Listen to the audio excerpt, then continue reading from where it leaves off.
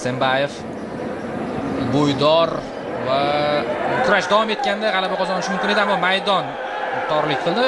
Saudiyalik futbolchi esa o'sha maydonga dumalab qaytib olyapti. Nima bo'lyapti? Nima bu? Nurbek u yerda nima qilgandi o'zi? Buni ko'ramiz hozir. Hozircha bilinmadi nima qilgani. Nimaga ta'sir qiladi? Endi tushunarli nima deyapti Ismoilov, bo'ldi, boshqa gapim yo'q deyapti Islom Ismoilov. O'zing chiqib ketyapti. Hech qisi yo'q.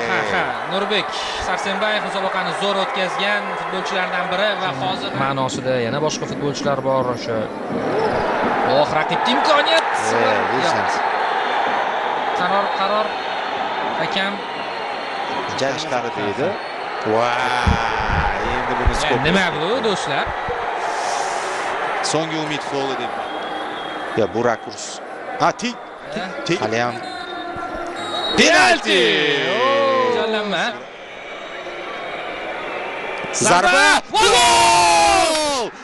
Do'stlar, 1-0 O'zbekiston oldinda. Mana sizga do'stlar, birinchi taymdagi sinovlardan keyin qanaydir oxirgi daqiqalardagi qizillardan so'ng biz ikkinchi taymni gol bilan boshlayapmiz. Nega chiqyapti boya aytganimizdek, vaqtni cho'zmayapmiz. Yo'q, hujumga. Bu o'zbekcha futbol mana shunaqa bo'ladi. O'rgan Saudiya, Hasanov o'tdi, ichkariga kirdi. Yo'q, kirdi. Darvozalash. Gol!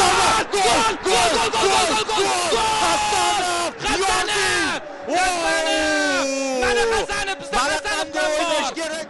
Assist do'stlar, bu Edersoncha assist bo'ldi bu. Qarang qanday o'tib ketdi Sadriddin. Oyoqlar orasidan. Go'zal. Va yana bitta. Oyoqlar. Shunday.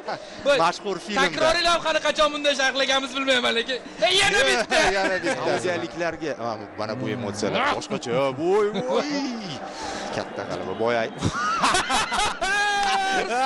Qo'shqoq qo'ydi. Voy Rustamjonov. G'alaba! Do'stlar! Chempionlik! O'zbekiston Osiyo chempioni! Do'stlar, birga ko'rdik. Muborak bo'lsin barchangizga. Balandlaymiz. Uchamiz. Kuylaymiz. Tinglaymiz. Uxlamaymiz.